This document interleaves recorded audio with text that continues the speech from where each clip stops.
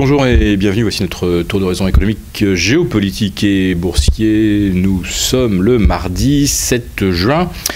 Pour comprendre comment tourne la planète finance, c'est sur la bourse au quotidien et nulle part ailleurs. Et l'épisode du jour s'intitulera « L'expansion infinie des multiples boursiers ».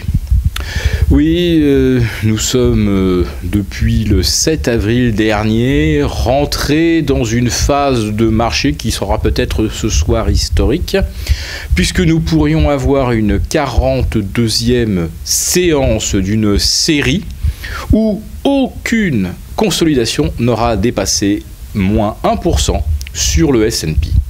Alors, pour ceux qui sont fans d'informatique, 42 c'est un petit peu un chiffre magique. Je vous l'expliquerai demain parce que nous allons passer quand même, nous allons nous consacrer essentiellement au marché aujourd'hui. Donc 42 séances sans la moindre consolidation.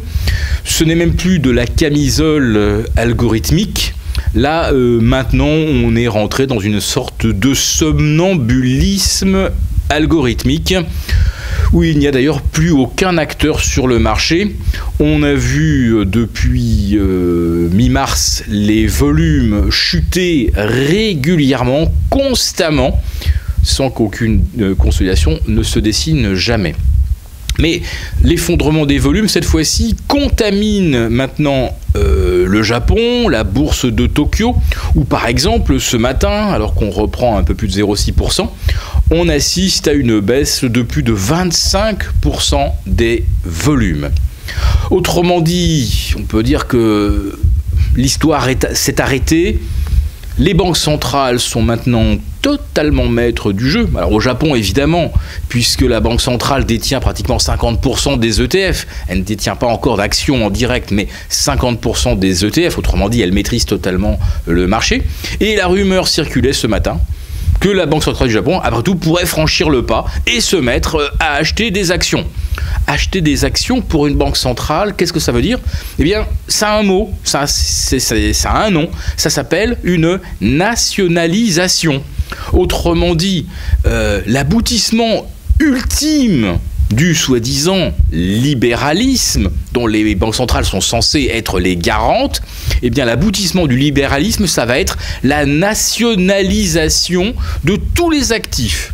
Alors les banques centrales aujourd'hui détiennent environ, en moyenne, 25% de toutes les émissions obligataires, dont maintenant on sait qu'en Europe on est au-delà des 5000 milliards qui offrent des rendements négatifs. Donc ça veut dire que les banques centrales sont certaines de perdre de l'argent sur ces actifs qu'elles ont achetés, mais elles continuent de piloter, de diriger les cours. Et nous assistons donc à ce qu'on peut aussi appeler l'expansion infinie des multiples. Puisqu'hier soir, le S&P a clôturé à 2110 points, c'est-à-dire à moins de 1% de son record absolu du 21 mai 2015. On est en préouverture en hausse de 0,4. Autrement dit, ça nous portera le S&P au-delà des 2118 points. Et ce sera, si on clôture comme ça, la troisième meilleure clôture de l'histoire pour le S&P, alors que depuis mai dernier, eh bien, les profits moyens des entreprises ont reculé de 10%. Si vous retirez de surcroît les valeurs pétrolières et parapétrolières, dont les profits se sont littéralement effondrés, pour les valeurs non minières et non pétrolières, les valorisations sont donc au-delà de la moyenne, qui est aujourd'hui de 26. Si vous retirez les pétrolières, vous avez maintenant une moyenne de PER qui est proche de 30. Sachant que une action, elle est à peu près achetable lorsque le PER se situe entre 15 et 17 fois les bénéfices sur le S&P 500. Donc, on nous promet déjà de nouveaux records absolus d'ici la fin du mois de juin. Pourquoi? Parce que nous aurons dans maintenant un peu plus de 10 jours la fameuse séance des 4 sorcières qui clôturera le premier semestre boursier. S'il n'y a aucun vendeur, parce que tous se sont mis hors jeu, naturellement. Ils sont tous dans les vestiaires ou sur le banc de touche. L'arbitre sur le terrain, c'est la Banque centrale. Elle siffle penalty sur penalty, donc ce n'est même plus la peine d'aller salir ses crampons sur le terrain. Donc, si les banques centrales tirent bien les indices jusque vers le 18 juin, eh bien, on aura à ce moment-là probablement dépassé les 28 fois les bénéfices sur le S&P si on parvient effectivement à déborder les 2130. Alors si le S&P est à 2130, ça veut dire que le CAC 40 à ce moment-là, il peut éventuellement atteindre les 4006. 4006 corrigé des dividendes distribués, cela nous met le CAC 40 à 4700, voire un petit peu plus. Autrement dit, ça nous remet le CAC 40 sur des niveaux de valorisation situés au-delà de ce qui a été atteint au mois de juillet 2007. Donc nous sommes bien dans un contexte d'expansion infinie des multiples, par, on va dire, démission totale de tous les acteurs du marché.